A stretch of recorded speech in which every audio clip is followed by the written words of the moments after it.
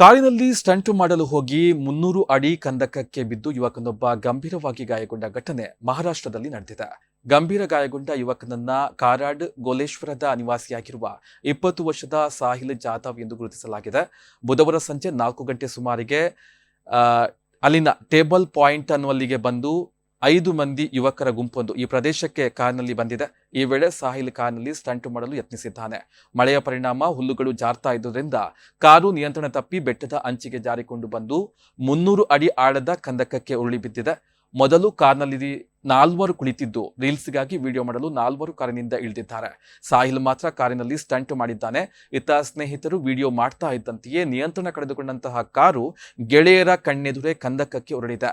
ಘಟನೆಯಲ್ಲಿ ಕಾರು ಸಂಪೂರ್ಣ ಜಖಂಗೊಂಡಿದ್ದು ಕೆಲ ದೂರದಲ್ಲಿ ಸಾಹಿಲ್ ಗಂಭೀರ ಗಾಯಗೊಂಡು ಬಿದ್ದಿರುವುದು ಕಂಡು ಬಂದಿದೆ.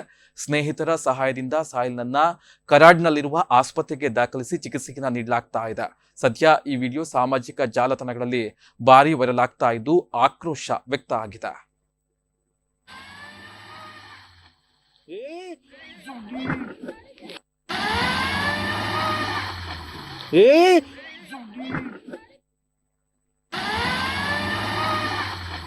ए